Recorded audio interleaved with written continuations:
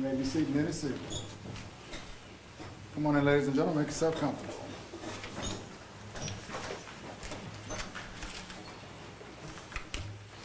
Everyone should have a seat. Come on in, ladies and gentlemen, make yourself comfortable. All right, lawyers and parties, you may be seated. Deputy Garrett, if you would.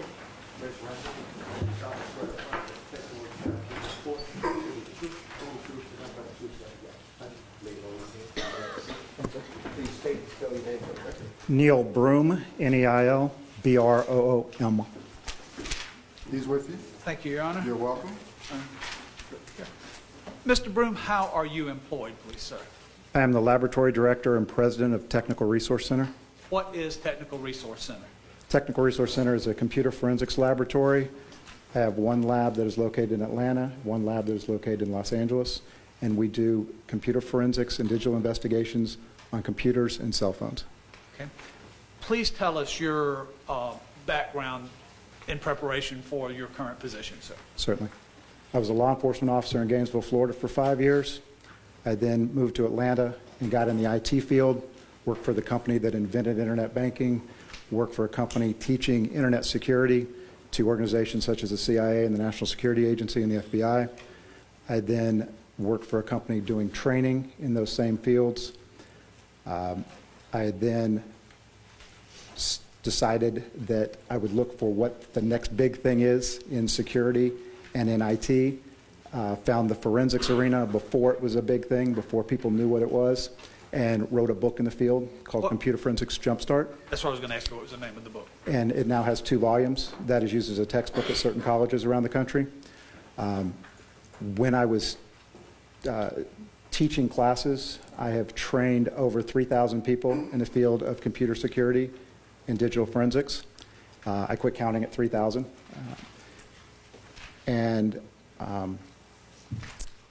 I can skip ahead to a couple questions to save time.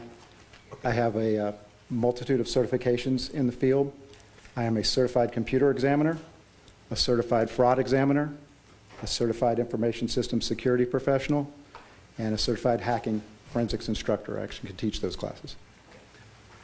Mr. Broom, can you tell us, sir, whether or not you have ever been qualified as an expert in a state court or as a federal court as an expert in digital forensics, sir? Yes, sir, I have. I've been declared an expert in both federal and state court in both criminal and civil cases. Have you actually testified in court as opposed to giving an expert deposition, sir? Yes, sir, I have. And for the benefit of the ladies and gentlemen of the jury, can you tell me what is a deposition? Certainly. A deposition is a meeting ahead of time before it's in front of a jury or in front of the judge, where the attorneys get to ask all kinds of fun questions to the expert, and it's sworn testimony, and the expert has to answer those questions truthfully, and it saves time for later when it's time to go to court. So you have done both? Many times for the deposition, sir.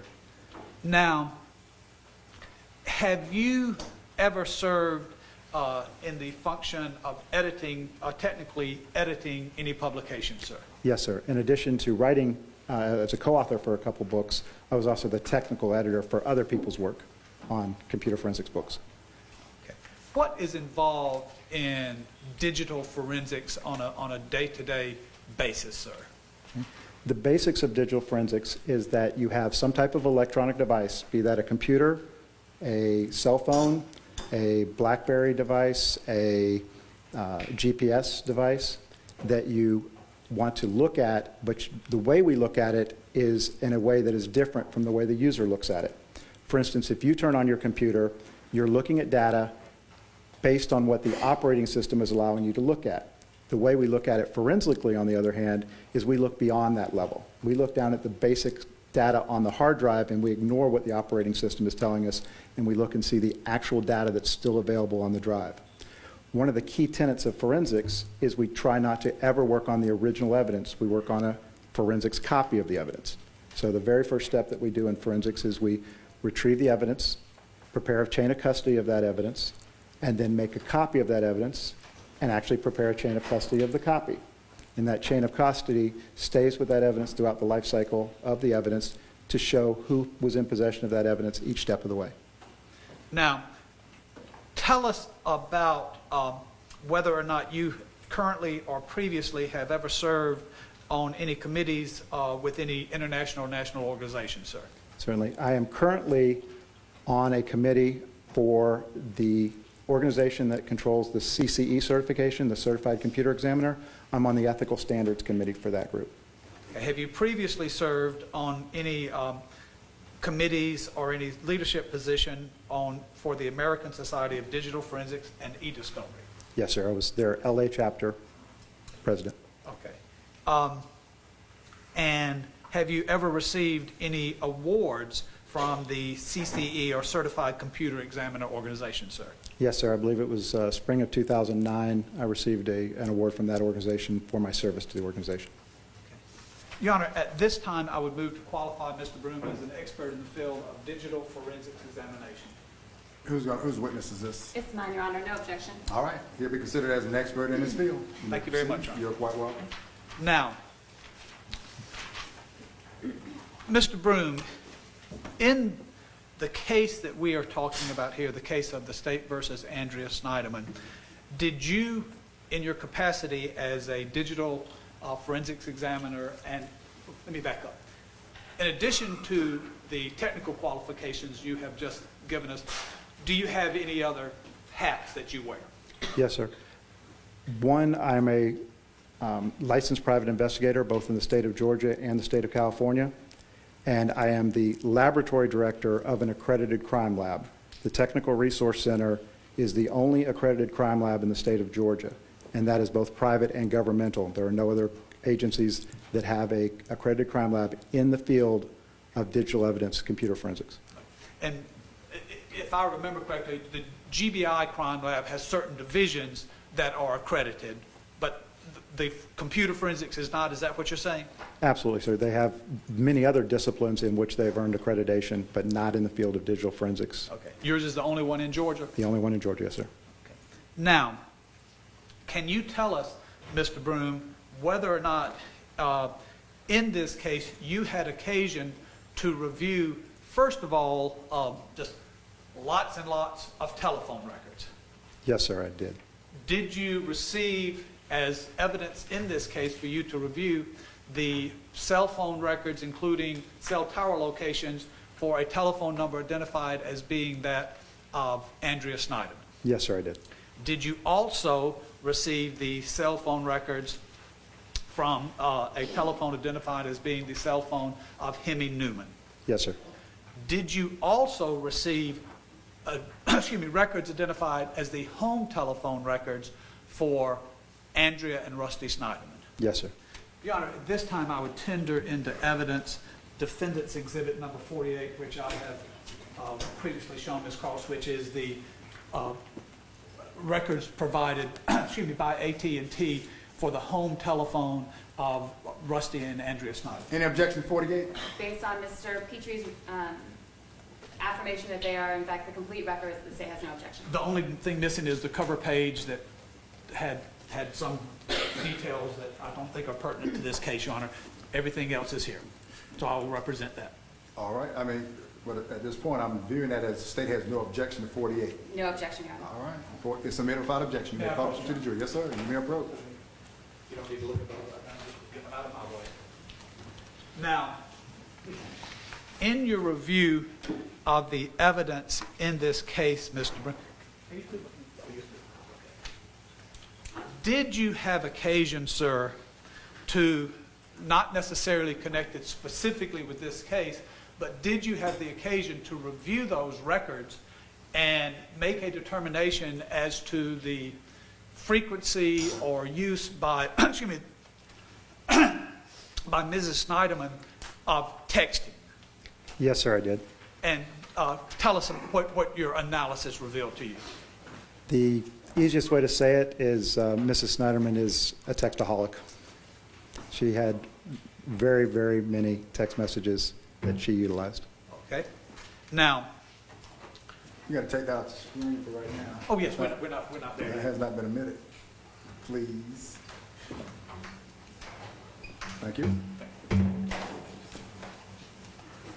Were you able in addition to making the, I guess texaholic is not a technical term. No, sir, it's not. It's a private investigator term.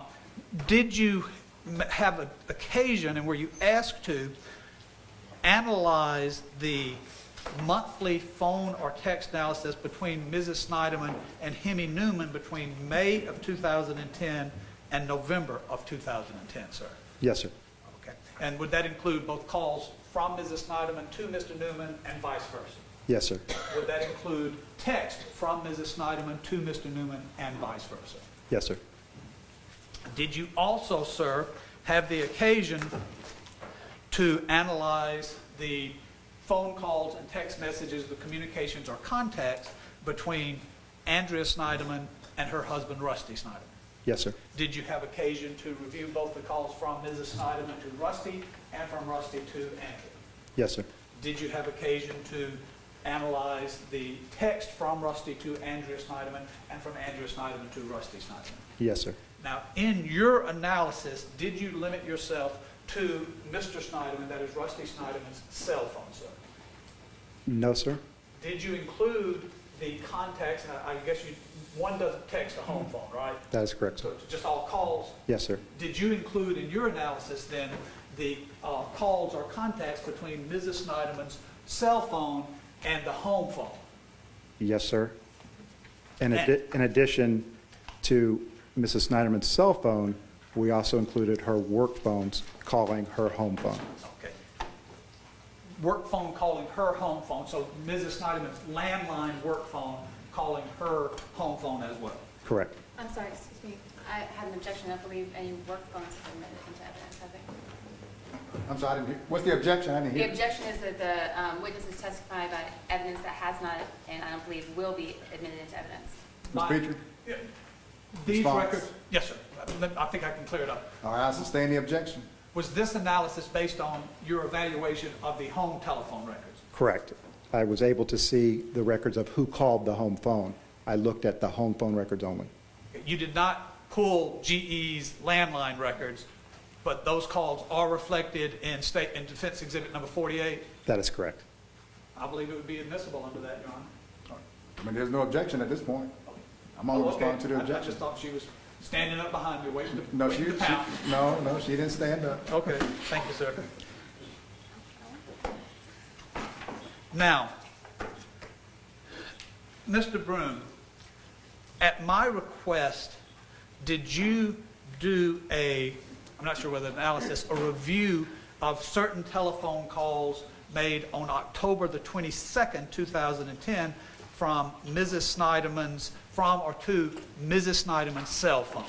Yes, sir. Now, insofar as actually whether she was in Atlanta or Greenville or Timbuktu on that day, you have no personal knowledge, correct? That is absolutely correct. This analysis is based on your review of the records that were provided through the AT&T Mobility folks. Is that right? That's correct.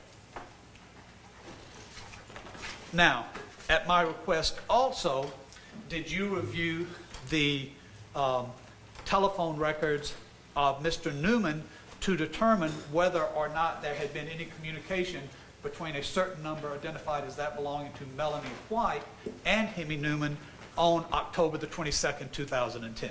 Yes, sir, I did.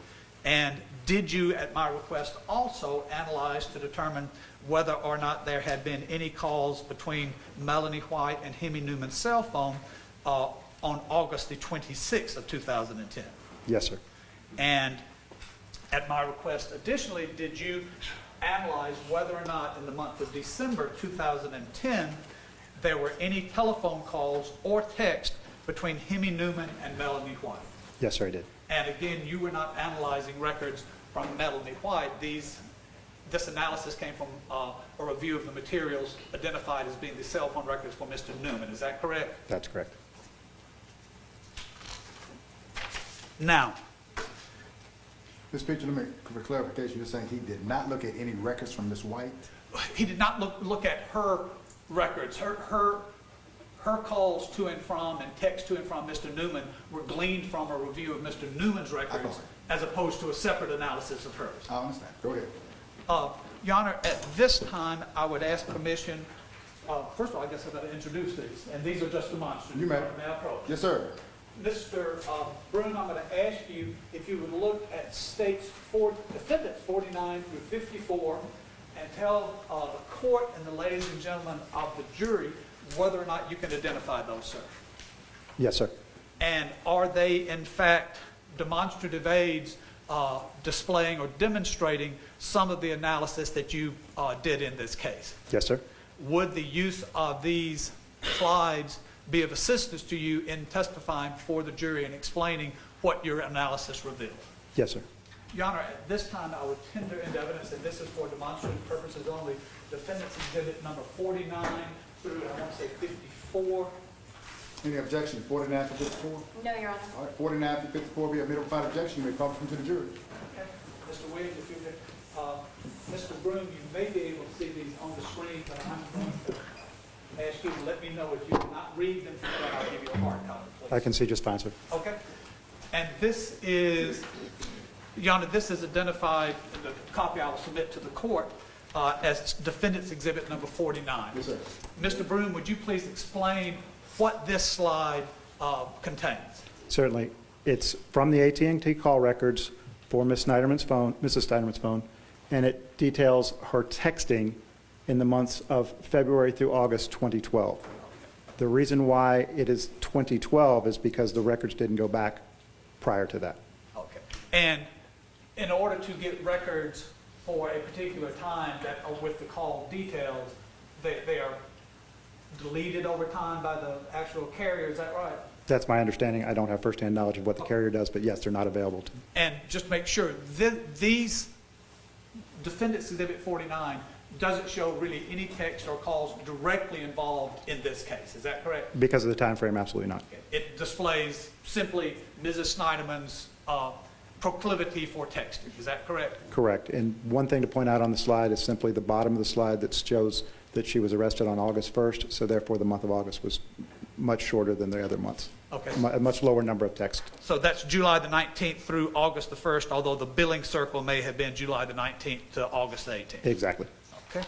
Now, if I could direct your attention to defense exhibit number 50. And what does this show us, please, sir? Certainly. While it looks a little bit complicated, it's actually a very simple analysis. These are the records of communications from Hemi Newman's cell phone. Okay. And can you be more specific? Certainly.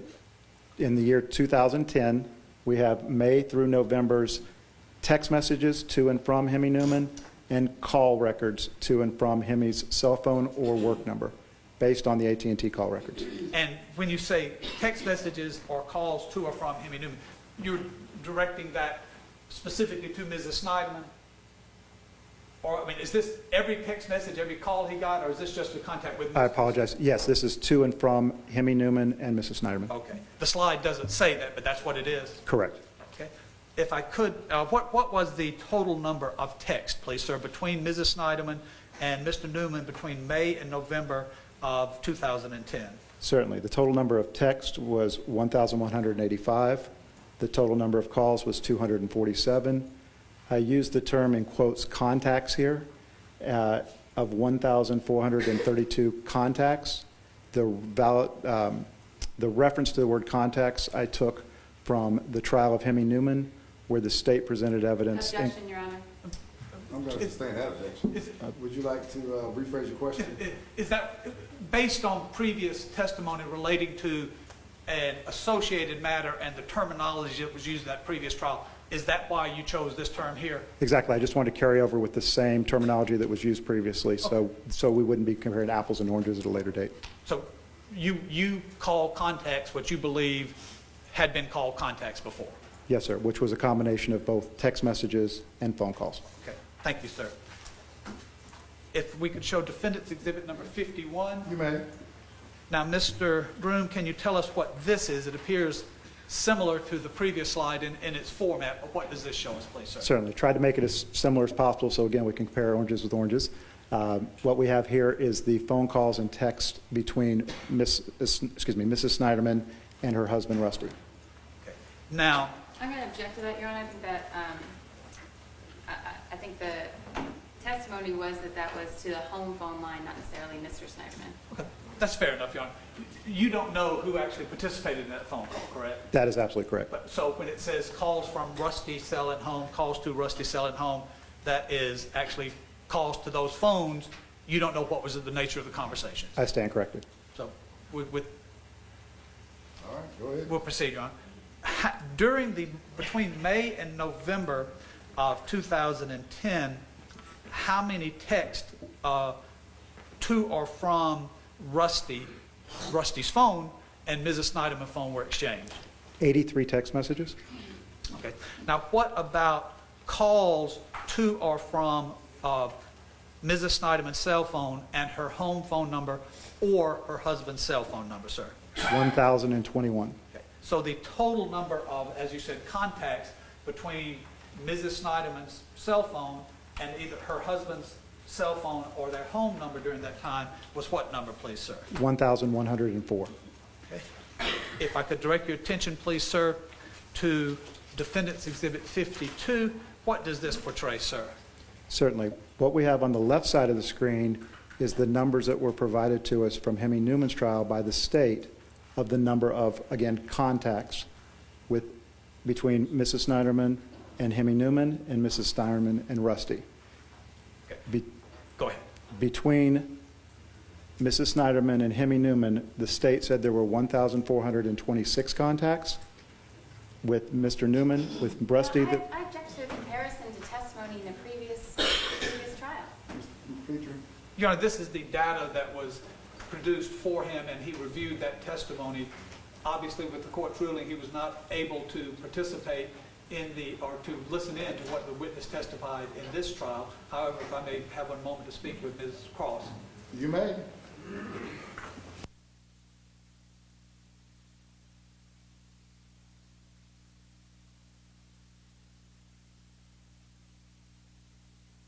I think I can convolutedly change this, then, Your Honor. Assuming hypothetically, Mr. Broom, that the testimony in this trial was the same and that there were 1,426 contacts with Mr. Newman, would that change the data that you have in Defense Exhibit number 52, sir? No, sir, it's the same. And the contacts with Rusty, again, assume that the testimony in this trial previously from other witnesses was that the total number of contacts with Rusty was 882. Would that change the data that is included in Defense Exhibit number 52? No, sir.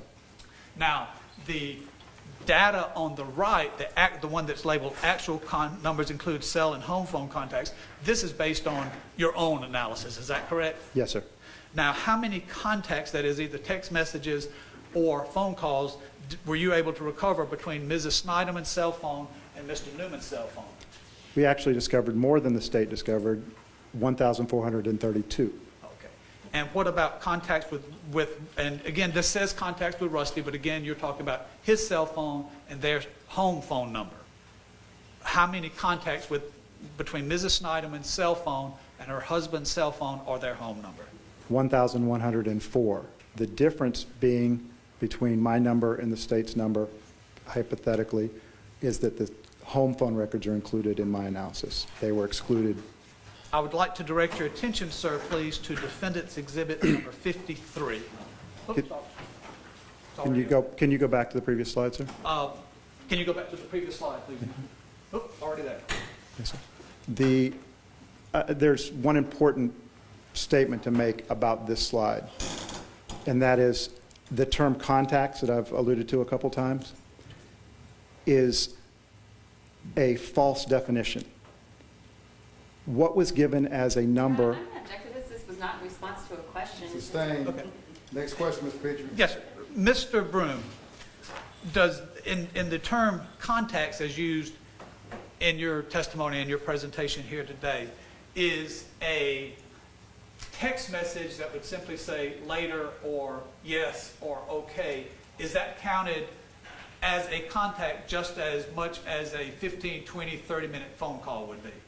In the state's analysis, hypothetically, yes, they would count exactly the same. Of course, saying yes in a text message and speaking to your husband for 20 minutes. Okay. Your Now, Honor. sustain that objection. You want to rephrase that question? Yeah. So there was no qualitative analysis performed as to what is said in the text message, whether it be, what was it, max is what, 140 characters? Something, in a text message, it's sort of short, No, right? sir. No, no, My daughter would know. So a yes, no, later text message and a 5, 10, 20-minute phone call conversation, each one of them counts as, quote, a contact. yes, sir. Okay. Thank you, sir. Now can we have, please, defendant's exhibit number 53? Is there a maximum on text messages? The maximum of characters? There is, and then it carries over to the next message. So if So there's you, no max? depending on your device, it would either, you would have a certain level and then another length and another message. Well, I think what Mr. Feature was referring to was Well, tweets. I want to ask what he was doing. I was asking, Tweets? what's the maximum? I don't know nothing about no tweets. We're staying away from Well, tweets. no, you didn't ask him about tweets. Yes. I mean, you asked, Okay. that's why I asked the question for clarification. There's a difference between tweets and what you're talking about. So you didn't mention tweets today just now. And, Your Honor, we're approaching the outer limits of my technical knowledge, so I'm going to move to the next slide. Go right ahead, Mr. Speaker. Thank you, sir. What does defendant's exhibit number 53 show, Mr. Broom? You previously asked me if indeed you'd ask me to show communications on October 22nd, 2010, concerning a business trip to Greenville. This is simply we pulled out of the call logs communications that occurred in the morning of October 22nd, 2010. The first line in yellow equates to the first bullet below. So in other words, at 7:54 a.m., there was a phone call between Rusty between the Sneiderman's home telephone and Mrs. Sneiderman's cell phone. There was simply a voicemail that was left. Okay. At 8:06, Mrs. Sneiderman retrieved that voicemail message. And then at 8:08, Mrs. Sneiderman called and spoke to the home phone for 5 minutes and 46 seconds. And then the next lines, please, sir. Those lines are showing that at 8:13, Hemi Newman and Mrs. Sneiderman, Mr. Newman left a voicemail for Mrs. Sneiderman, and then at 8:14, Mrs. Sneiderman returned the phone call to Mr. Newman. Okay. And all of these calls or phone messages took place between 7:54 and 8:14, so about a 20-minute span on the morning of October the 22nd. Yes, sir. And even though the slide itself says communication summary during Greenville business trip, you have no personal knowledge whether or not there was a Greenville business trip at that time, correct? Correct. I just asked you to prepare a slide for those phones. That's all you reviewed. That's correct. Now, if we could draw your attention, please, sir, to Defense Exhibit 54. Did I request for you to look to determine whether or not, with the telephone number provided for Melanie White and the number that you knew as Hemi Newman's cell phone number, to look and see whether or not in the October the 20th, 2010 area, there were any phone calls between Melanie White's cell phone and Hemi Newman's? You requested that, yes, sir. And what did you discover? There were no phone calls on the October trip. And did I ask you to make a similar analysis for the August the 26th date? And again, you don't know whether anybody was in Greenville or not, though, correct? Correct. Did you, in fact, find any calls between Hemi Newman's cellular number and Melanie White's cellular number on August the 26th? Yes, sir, I did. There was one contact. And when was that, sir? At 10 a.m. on the 26th of August, 2010, and it was for 2 minutes and 38 seconds. Did I request that you review to determine whether or not there were any calls or text between Hemi Newman and Melanie White's number in the month of December 2010, sir? Yes, sir. And what did that analysis reveal to you, sir? That there were 24 telephone calls and 31 text messages between Hemi Newman and Melanie White, and that each of those text messages had been deleted. Now, Now, let me just ask a question. They were deleted from the Newman's phone number that's assigned to Mr. Newman, is that correct? Correct, sir. Because you said you did not do an analysis of Ms. White's phone, is that correct? That is correct. These were this was an analysis of Mr. Newman's cell phone. Well, the phone number that's assigned to him. Yes, sir, more correct. Go ahead, Mr. Speaker. thank you. Now, Mr. Broom, were you requested in this case also to assist in analyzing an item of evidence, a BlackBerry smartphone. Yes, sir. Tell us how that got started with you. I was informed that one of the charges against the defendant Objection, Your Honor, hearsay. I'm going to sustain that objection. As far as the way you asked the question, he could give you a response without relaying a quote-unquote hearsay response. So, Mr. Witness, if you could, listen to the question Mr. Petrie asked and answer his question. Yes, sir. At some point earlier in this case, did you and I have a discussion regarding the nature of the charges in this case? Of course, yes, sir. And did you, in fact, and I discuss the specific charges against Mrs. Sneiderman? Yes, sir. Were you made aware, sir, that certain charges involved her allegedly? Your Honor, I'm going to object. What the witness did and what he can testify to is to analysis is relevant. The context in which it was phrased for him, I think, is irrelevant and is hearsay. I don't believe it's irrelevant, Your Honor, because it informs the... I know. Lawyers, approach for a minute.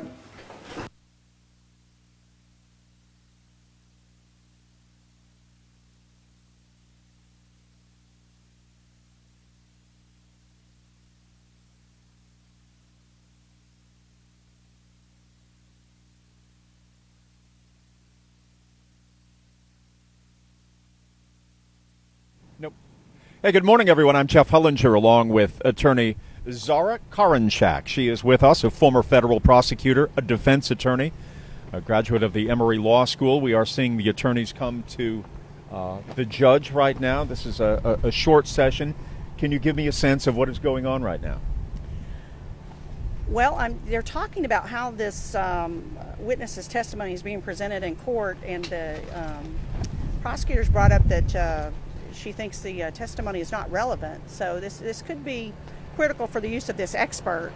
And as you and I were talking, the testimony of the expert is not really clear where they're going with this, but I think the judge is probably going to give them some direction on how much leeway he's going to give with the questions that the defense attorney is asking right now. I think the question that certainly a lot of people have right now is how many more defense witnesses will we see on this Thursday, and when will we hear from the defendant as to whether she will take the witness stand? That's one of the searing questions of the day that we're just going to have to ride out and see how it plays.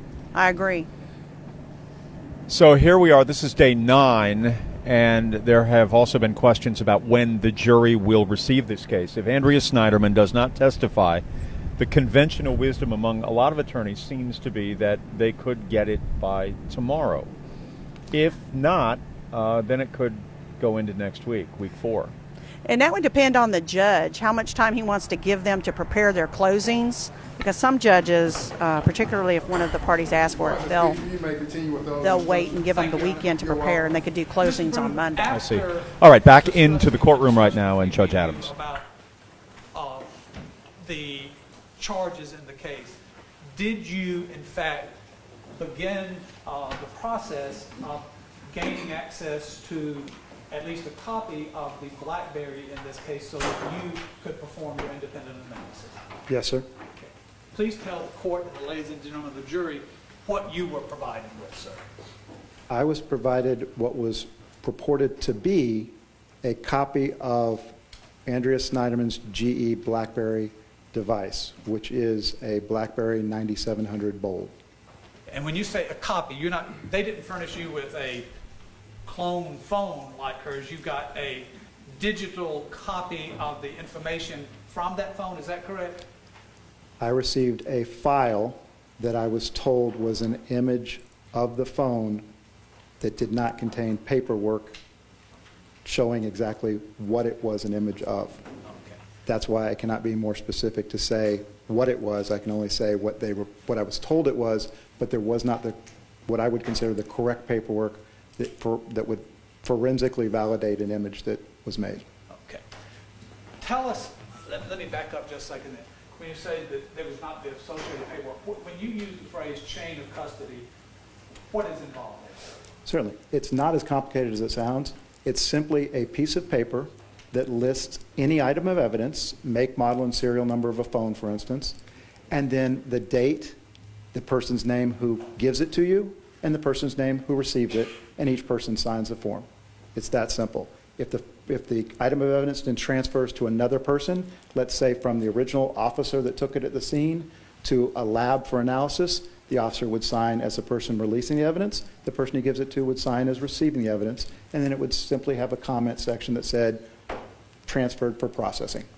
So it's just a chain of showing who has touched an item of evidence, who is responsible for that item of evidence, and to show that each person along the way was responsible for it. It wasn't just sitting on somebody's desk for months at a time. It wasn't sitting in a closet. It was under the care and custody of a particular individual for each step of the way, from the time it's seized till the time it shows up in court. And did you request that documentation in this case, sir? Multiple times, yes, sir. And I believe you stated that you had to work on faith that the copy you got was in fact a copy of what it was supposed to be.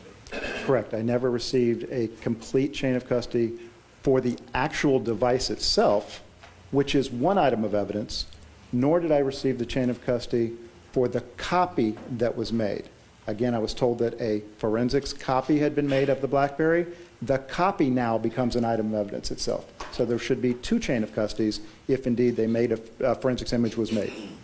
Now, can you tell us, once you got that copy, in general, what steps are taken at Technical Resource Center to analyze the contents of that copy, sir? So we have a number of forensics tools that allow us to input that copy of the evidence into our tools, and then we can analyze it for SMS text messages, for email messages, for telephone calls that were made, depending on the device, photographs, even videos that were included on the device, web surfing history, if you've used your web browser to surf on a smartphone. All of that's included in a report that we are able to generate from a multitude of tools that we have available. What types of tools are you talking about? Do you use other computers? Do you hook it up to a little small machine, a big machine? What types of equipment are you using there? Certainly. In this case, since we were provided an image, we only had to use one of our forensics computers running multiple versions of different software. For instance, one of the tools we used is known as Celebrite. We process Spell that, please, for the court. Cellebrite.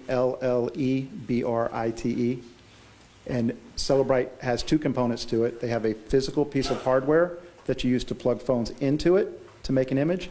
And then they also have an analysis piece of software that simply runs on one of our high-end computers that we use to process. So we took the image that was already made, because I didn't have the phone anymore, and put that image into onto our computer, processed it in their software, and it presented very easy to read reports that showed all the evidence I just spoke of. Now, Mr. Broom, did you follow the standard operating procedures in analyzing the copy of the BlackBerry, or what was purported to be the copy of the BlackBerry in this case, sir? Yes, sir. Were you able to get results? That is, were you able to find files, whether they had been deleted or not, or at least some that had been deleted in your examination of the BlackBerry, sir?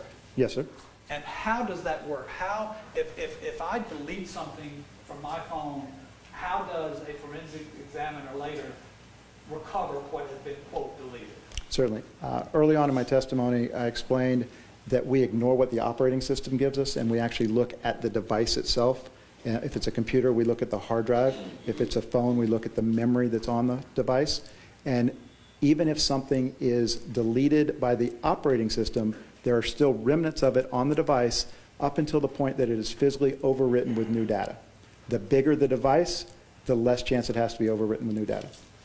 Is there anything about BlackBerries in general, or about this model of BlackBerry in particular, that is different from the analysis of either other cell phones or computers that you talked about? Yes, sir, there is. What is that? What are those differences, please? BlackBerry, a BlackBerry device has a much lower amount of memory than, say, an iPhone. And because it has a lower amount of memory, it can't store as much information. And so if it runs out of storage, it would not be able to give you your new messages or your new emails, or even make new copies of your call logs. So to compensate for that, BlackBerry has an automatic system in their phones to delete text messages, email messages, calendar entries, and call logs. Explain that deletion process to us. Is that something that is immutable, or can the user himself or herself change that or override that? Certainly. By default, the overwrite time, the time to save a message up until, is 30 days. After 30 days, the messages can all be deleted at any time the phone chooses to do so to free up memory. The only exception to that would be as if you saved a message. So you potentially could have an old message that was saved, new messages be deleted because they weren't saved. And again, that's an automatic feature that's on the BlackBerry. It's settable by the user. You have a choice of setting it to automatically delete every 15 days, 30 days, 2 months, 3 months, 4 months, or forever. But out of the box, it is set for 30 days. Now, when you said that a message or email or call, I guess, can be saved, how is that done on a BlackBerry? There's actually a setting that says save in a message. Okay, so It's as simple as pressing a couple buttons and say save message. now what would happen, Mr. Broom, if a message, say from January the 1st is saved, then forgotten about, then later you're coming up on the 30 days or 60 days or 90 days or whatever it is, would that message, even though it's older than either the default or the set deletion date, would it still be saved? Yes, sir, it would be saved. So if a message were retrieved from this BlackBerry going back to September of 2010, is there any way that you can tell from your analysis of what was given to you in this case, whether or not that message was just left on there by accident, at random, by mistake, or that someone had saved that message? No, sir. It's just still there. Now, with the BlackBerry, I think in speaking with you earlier, you had mentioned the phrase to me, first in, first out. Yes, sir. What is meant by that, sir? Very simple. The first message to come in would be the first message to be deleted if the BlackBerry needed to free up memory space. I already mentioned that a BlackBerry has a limited amount of memory. Each time you run any application, like you start up a new game, you start up your messaging program, you start up an accounting program on the phone, any of those little things that you start up, each require a certain amount of memory to run. They require memory to be on your phone to begin with, but then when they're running, they require memory to run. Well, if you've got a whole bunch of applications open, even though we have that automatic deletion at 30 days, the phone can say, wait, I'm running out of memory. I need to go delete some old stuff, and it will delete that stuff even if it hasn't been 30 days yet.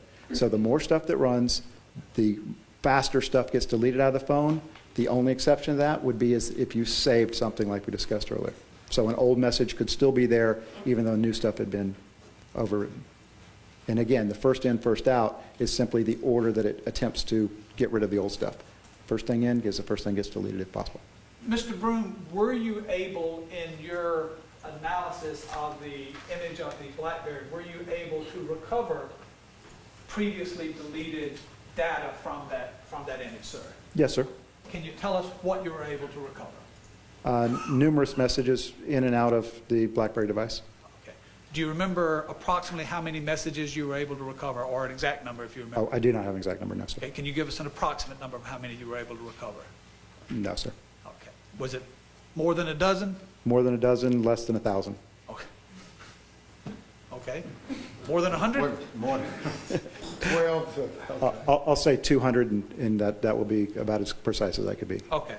Now, did you actually review those text messages for content? I did. And the content was the content of those text messages made part of the report you produced in this case? Yes, sir. Now, with the BlackBerry in this case, are you aware through the reports provided by the FBI as to what type of analysis, what type of procedures were utilized by the FBI in originally extracting evidence from this BlackBerry, sir? I believe so, that I can interpret what was written in their reports, yes, sir. And what is that, sir? I kind of have to cover a little bit of groundwork to get to what they did, because they did not do what would be considered a first step. They went beyond that. So can I have some leeway to give a background?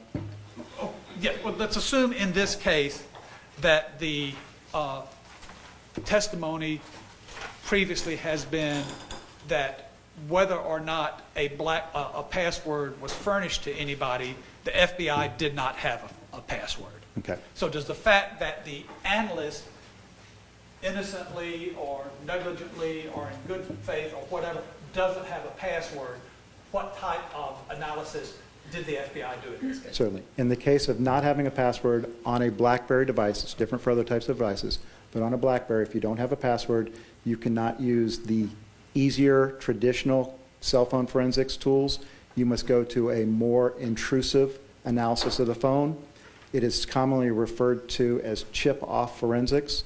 You actually have to perform destructive forensics. You have to actually take apart the phone, remove the memory chips from the phone, and process those memory chips. Of course, at that point in time, the phone never works again. So that's why I say it's a destructive process. It's a one-time thing that you get to do. Your Honor, at this time, I would tender Defense Exhibit number 54, which was provided by the state to us. You say D54? D54, Judge? But yeah, 54, right? This is going to be 55. Yes, sir, that'd be 55. This is going to be 55. Yes, Thank you. sir, D55. Yes, sir, you may approach. Okay. Mr. Broom, I'm going to ask you to open Defense Exhibit 55, and I don't believe you've seen that before, so just take a moment and examine it, sir.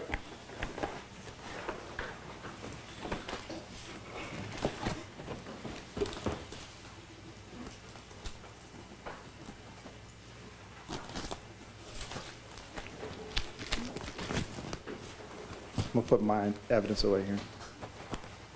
Don't steal any of the introduced.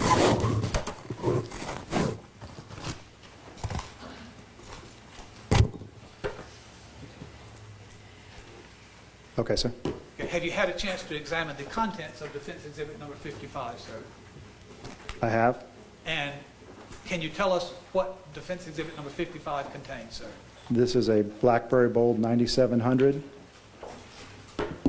In this bag, we have a SIM card for the phone that allows it to connect to AT&T's network. We have a micro SD card, which would be data storage. It's very small. And then in this bag, we actually have the memory off of the phone itself, the processing chip of the phone. Now, if you had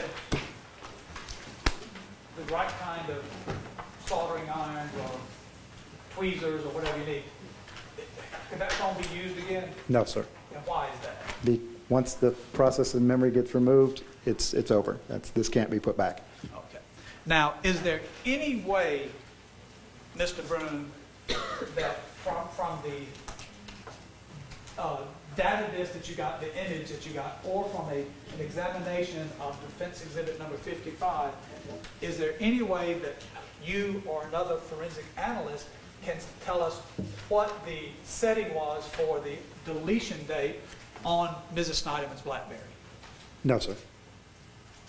Can you tell us, either from your analysis of the image or from examination, or could someone from the examination of the BlackBerry tell us when anything was deleted from that BlackBerry? No, sir. When a text message gets deleted, it is deleted. It's potentially recoverable, but we do not have the date of when it was deleted. We just know it's deleted. So a text message that I send on January the 1st, I delete it. If somehow you're able to recover it later, would your recovery include the fact that I sent it on the 1st? That's what it would include, yes, sir. Or received it on the 1st? Correct. But if I deleted it on the 2nd, that information would not be there, is that correct? Correct. If you deleted on the 2nd, the 3rd, the 4th, I would have no idea.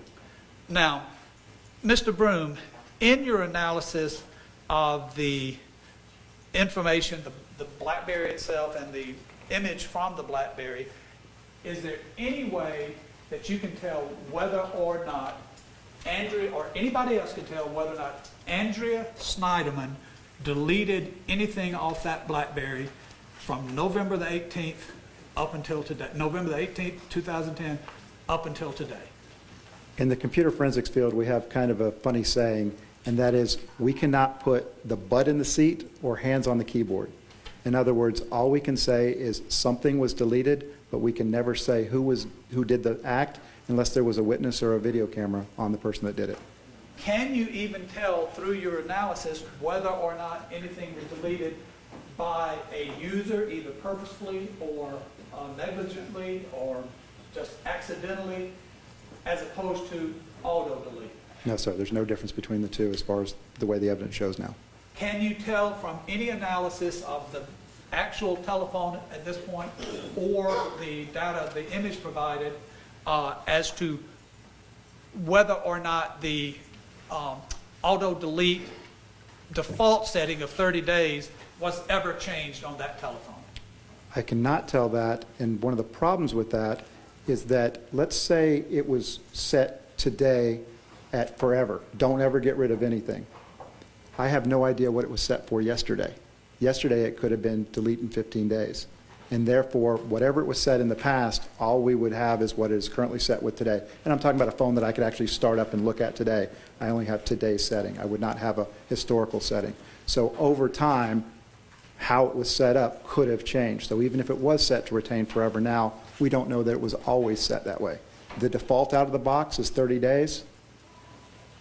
Now, Mr. Broom, you are aware, I believe, from the previous reports that I furnished to you that Mr. Mike Fisher from the FBI in Quantico did what you call the chip-off analysis in this case, correct? Yes, sir. And then the report of that was returned to Mr. Fryman here at the Atlanta branch of the FBI. That's my understanding, yes, sir. Did any of their reports, any of the documentation that you received from them inform you as to whether or not they or anybody else from the DA's office, the Dunwoody Police Department, the GBI, or the FBI had ever looked at that phone to see whether or not the auto-delete default of 30 days was set on that phone? I saw no indication of anybody ever examining that.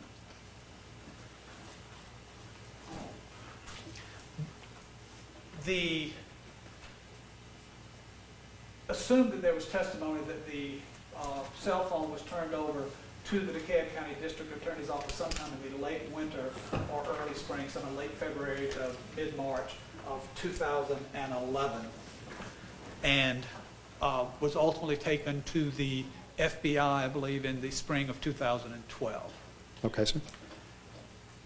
Is there any way that you or another analyst can look at the data retrieved from that telephone or the phone itself and say, aha, this deletion occurred during this period, it was in Mrs. Sneiderman's possession, this deletion occurred when it happened, when it was in the DA's possession, this deletion occurred when Mr. Fisher had it, this deletion occurred when Mr. Fryman had it? I object to the phrasing of that question, Your Honor. I mean, the witness can testify as to what his opinion is, but asking him to comment on what other experts or other opinions might be, I think is improper.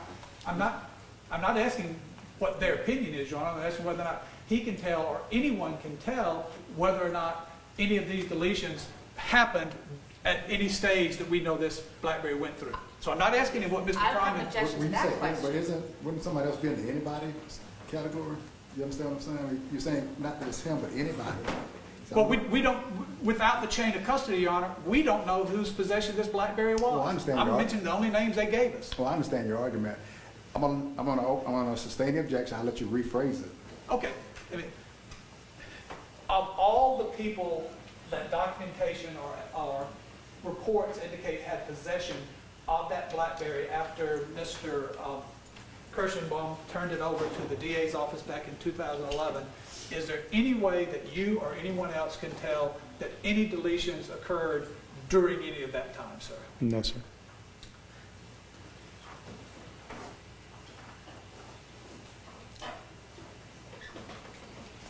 The BlackBerry itself, no one could analyze it again now, is that correct? That is correct, sir. So the only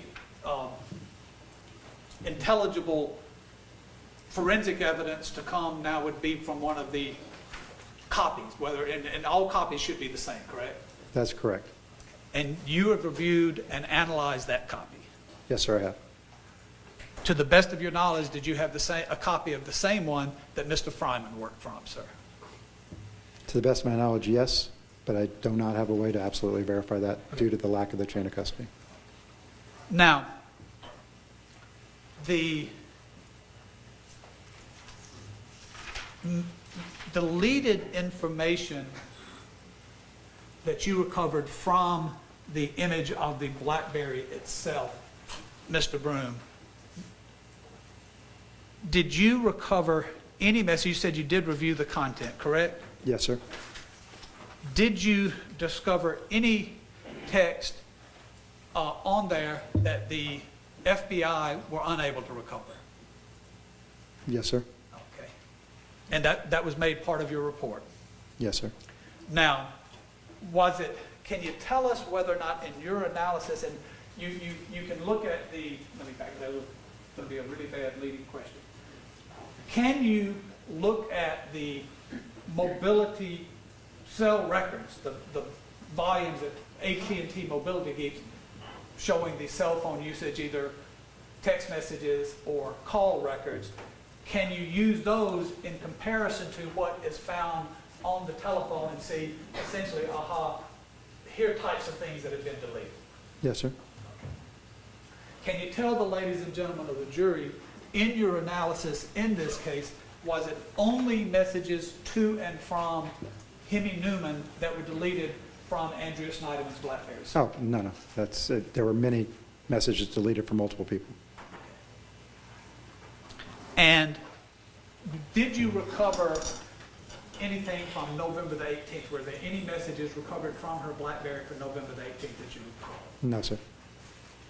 And are you aware from the records on that date that there were quite a number of calls and texts from her cell phone on that date? Absolutely. There were actually 100 phone calls made on that day. Okay. To one person, two people, a variety of people? A variety of people. Okay. Now,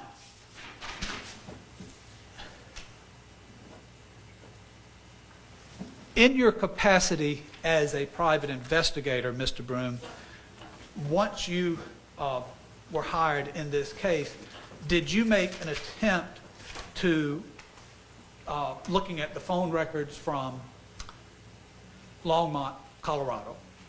You were asked to look at those, correct? Yes, sir.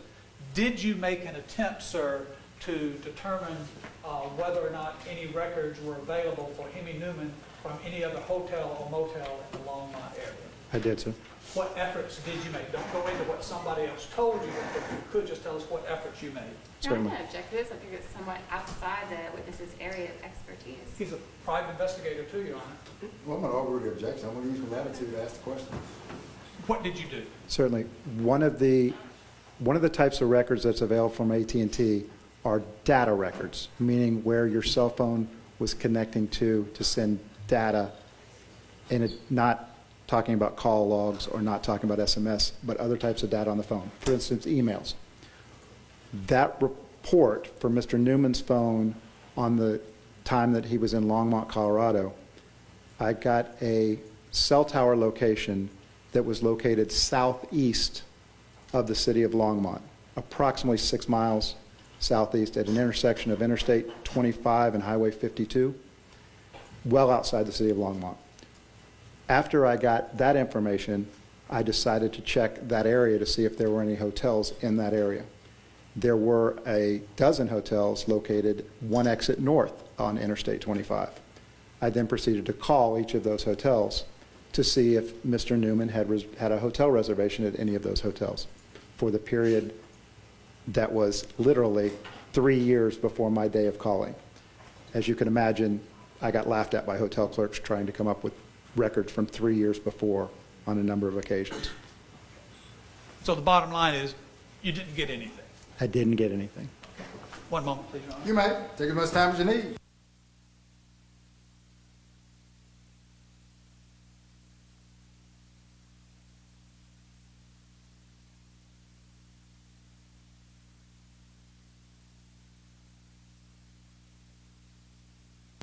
Your Honor, that's... All right, Kelly, we're back on the Oh, record. I'm sorry. I was no jumping the problem. gun there. We're back on the record. Yes, I sir. was simply stating, Your Honor, that I have no further questions at this time. Mr. Broom. All right. Thank you, sir. Ladies and gentlemen, with the assistance of Deputy Garrett, actually it's time for your break. You've been going for about an hour. And I thought when you stood up, someone gave me the break signal also, so I can read the hand. I can still read your hand signal. It'll be 10 minutes. 10 minutes, Deputy Garrett. All rise.